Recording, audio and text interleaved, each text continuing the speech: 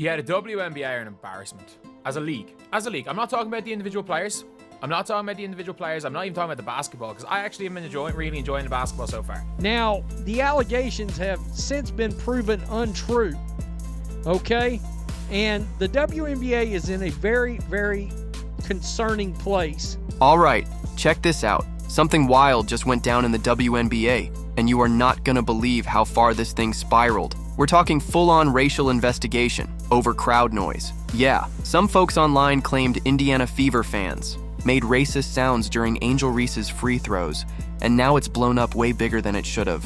But here's the kicker. It's already been debunked. The sound? Not real. Literally a YouTuber's laugh that got mistaken for something else. It's actually the laugh of this guy. Flight Reacts, which is a YouTuber. This is the laugh. And still, the WNBA is looking into it like this is some scandal of the century. And just when you think it couldn't get crazier, now they're coming after LeBron James because he dared to praise Caitlin Clark's performance. Yup, one tweet and boom, the internet turned on him. So what's really going on here? Why is the WNBA chasing ghosts? And is this whole thing about protecting players or just punishing fans? We're breaking it all down right now. She is on the money. She's on the money with this. This is the best possible way someone could respond. Stick around, this one's about to get real. All right, so let's rewind to where all this chaos started, because once you break it down, it gets even more ridiculous. This all popped off during the Indiana Fever's recent game against the Chicago Sky. The matchup was already heated. Caitlin Clark on one side, Angel Reese on the other, so tensions were high. Then came this moment during the game. Angel Reese was at the free throw line after a flagrant foul was called. Pretty normal stuff, right? But then, Twitter did what Twitter does. Suddenly, this one user jumps on and claims they heard monkey noises coming from the crowd while Angel was shooting her free throws. Not booing, not heckling, straight up monkey noises. That's a heavy accusation. The tweet spread like wildfire.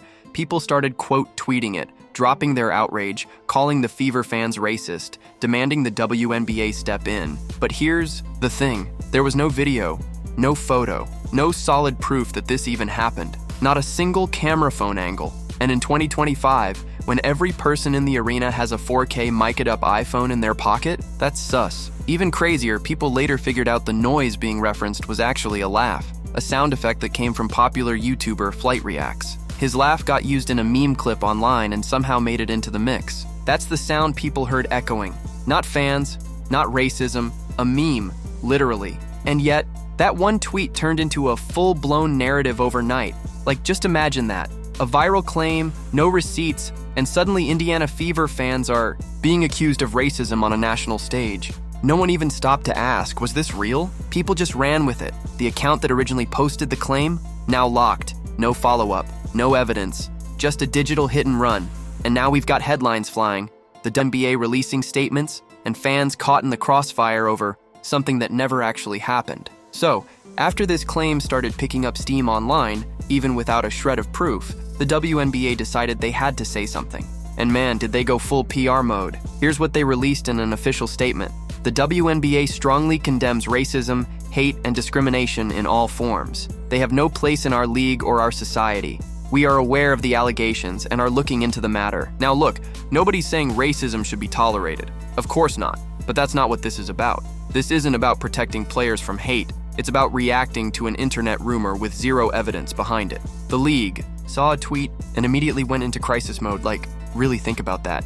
No one came forward with video. No opposing fans, no courtside reporters, no broadcast audio picked it up. Not even Angel Reese herself reacted to anything in the moment. But instead of waiting to confirm the facts, the WNBA rushed out a full-scale, "We condemn hate" statement like this was a proven incident. It's performative, it's corporate panic. And it sends a message that anyone can make a wild accusation online, and the league will jump without asking questions. That's a dangerous precedent. And here's what makes it worse. Actual fans who were in the arena said all they heard was booing. You know, normal sports stuff, not targeted hate. Just the home crowd giving the visiting team a hard time. But now, that whole arena full of Fever fans is being painted with this nasty brush because of a soundbite that didn't even come from the crowd. You've got to ask, who's the WNBA really listening to right now? The fans in the stands who are filling the seats? Or a few accounts online chasing clout with outrage bait? Because if this is how the league handles things moving forward, It's only going to get messier from here. All right, now let's really dig into where this all started, because this whole thing, it wasn't sparked by a news outlet or a courtside reporter or even a player. Nope, it came from one random account on Twitter, X, who decided to post that they heard monkey noises during Angel Reese's free throws. That's it. One tweet. No video, no audio clip, no context, just a bold claim written to stir the pot. And here's where it gets even more shady. Shortly after the tweet went viral, that user locked their account. Poof. Gone. No follow-up, no explanation, no attempt to prove they were even at the game. Just tossed a grenade and dipped. Now, in today's world, let's be honest. If something racist really went down in that arena, there would be 10 different camera angles of it online within 5 minutes. Crowd videos, Instagram stories, TikTok clips, you name it. It would have been everywhere. We've seen it happen 1,000 times, but this time, nothing. Not one piece of real footage. And yet somehow, that one unverified tweet turned into a national talking point. And it's not just casual fans falling for it. Blue check accounts, engagement farmers, even sports media folks started reposting it and adding their outrage commentary like it was fact. Meanwhile, real fans, actual people who were inside Gainbridge Fieldhouse, started replying like, "Wait, what? I was there. All I heard was booing." Multiple people said the same thing. No slurs, no animal noises, just standard home court heckling. But by then, the fire had already been lit. The WNBA had issued their statement, the headlines were written, and the Fever fan base was already under the microscope for something that didn't even happen. This is what happens when the internet values virality over verification. One unverified tweet, and an entire fan base gets labeled. That's not just reckless, it's dangerous. Now here's where it gets real interesting, because this isn't just about one game or one bad tweet. This whole situation has exposed something bigger going on with the WNBA, and it's a serious warning sign. Let's talk about the new fans. Caitlin Clark has exploded onto the scene and brought millions of fresh eyeballs to the WNBA. These are college hoops fans, casual viewers, even folks who didn't care about the league before but now tune in just to watch her play. Fever games that used to draw, 400,000 viewers? Now they're clocking in at over 2 million. That's not a small bump. That's a cultural shift. And these new fans, they're not just passive. They're buying tickets, jerseys, league pass subscriptions. They're investing. So what does the league do in response? Instead of protecting that momentum, they turn around and let an internet mob accuse those same fans of racism without proof. And instead of defending them or even waiting to verify, the WNBA jumps to "We condemn" all forms of hate and launches an investigation into phantom noises. It sends a loud message that the league will side with outrage before they stand by the people in the stands. And that's a problem, because if you're a new fan, just trying to enjoy the game, support the players, and now you're being called racist because of something you didn't do and didn't hear, you're gonna start asking, why am I even here? The WNBA is walking a very fine line right now. You can't grow your league on the back of someone like Caitlin Clark, pull in a whole new audience, and then treat those same fans like villains the minute Twitter says so. This isn't about choosing sides. It's about choosing truth over trends. And if the league keeps choosing Twitter drama over the actual people paying for the product, they're gonna lose the very fan base that's helping save them. All right, now let's shift gears, because if you thought the situation couldn't get crazier, wait until you hear what happened to LeBron James. Yes, that LeBron, the same LeBron, who's been one of the loudest, most consistent voices in sports when it comes to social justice, racial equality, and supporting black athletes. The guy who literally risked his own brand to speak up on controversial issues for years. So what did he do to get dragged through the mud this time? He tweeted one sentence, just a quick shout out to Caitlin Clark after she dropped a triple-double. He said, "Triple dub CC, great way to start the season." That's it, a positive, simple, harmless tweet. And instantly, boom, LeBron's mentions are on fire. People accusing him of selling out, pandering to white people, even calling him slurs. You had people saying, "Why not shout out Angel Reese?" Or, "So you're just ignoring black excellence now?" Wait, what? Are we seriously attacking LeBron James, a dude who spent the last decade being pro-black in every possible way, because he dared to compliment a white player for having a great game? Do these people not remember that LeBron literally said, on camera, that he grew up not trusting white people? The man has never been shy about his stance, but somehow, this one tweet about Caitlin Clark made him public enemy number 1 to a chunk of Angel Reese's fans. That's not just wild, it's insane. It shows how fast the internet will flip on anyone who doesn't play into their narrative 100% of the time. It doesn't matter if you've got a resume of activism a mile long. If you step outside the script once, they will try to cancel you. And the sad part? LeBron didn't even pick a side. He didn't throw shade at Angel Reese. He just gave Caitlin Clark her flowers. And that alone was enough for people to come at his neck like he betrayed a movement.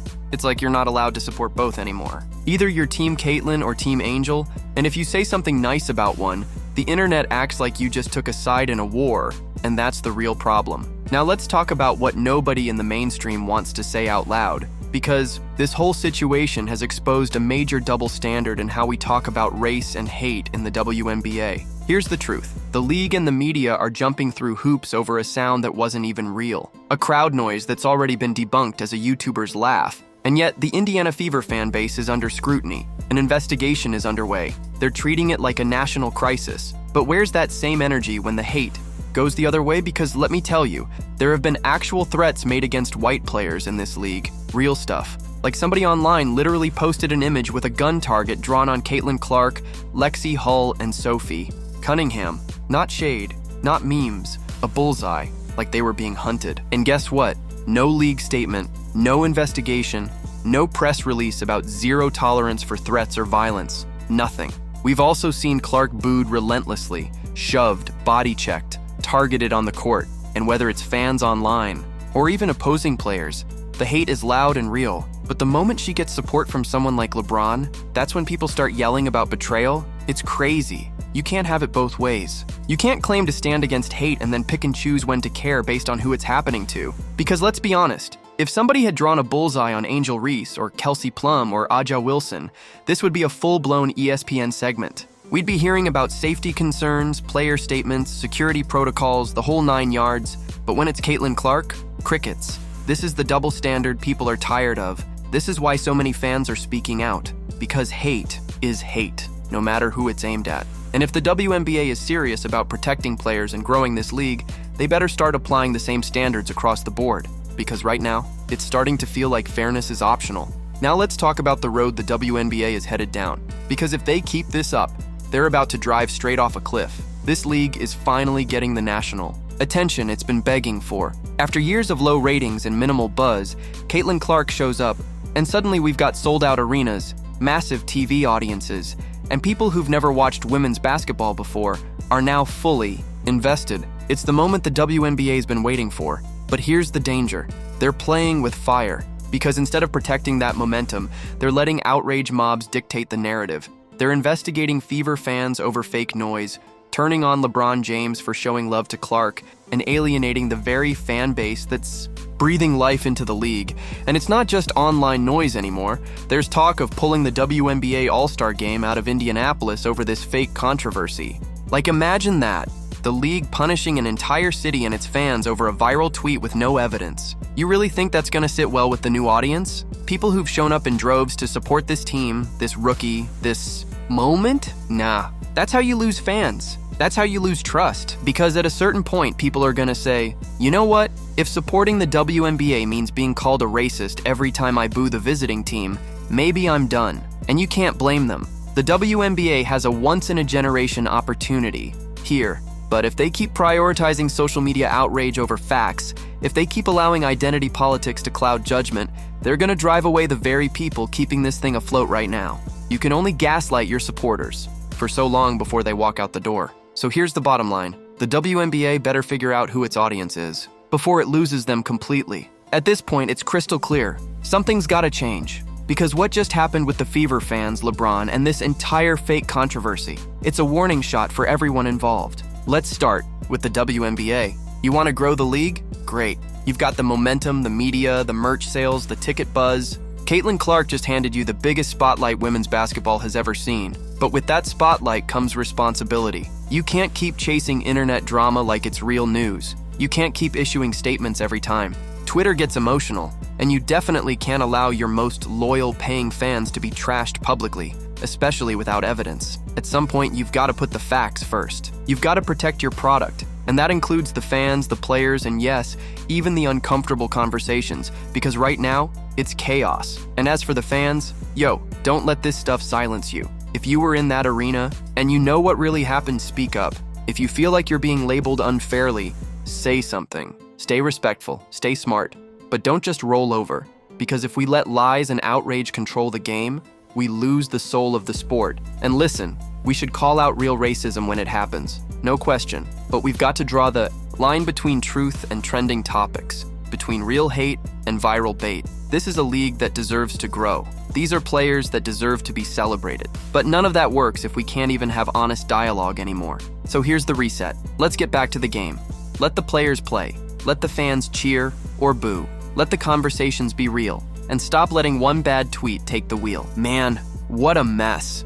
Fever fans dragged over fake noise. LeBron James blasted just for giving a shout out. And the WNBA teetering on the edge between growth and full-blown disaster. This league is sitting on a gold mine right now. But if they keep fumbling moments like this, they're gonna lose more than just ticket sales. They're gonna lose trust. And once that's gone, good luck getting it back. But hey, I want to hear from you. Do you think the WNBA is making a huge mistake chasing these fake narratives? Was the LeBron backlash over the line? And what would you do if they actually pull the All-Star game out of Indiana? Drop your thoughts in the comments. I'm reading everything. And if you're tired of the fake outrage, the double standards, and the media spin, hit that like button, smash subscribe, and stay locked in. More real talk coming your way. No filters, no fluff.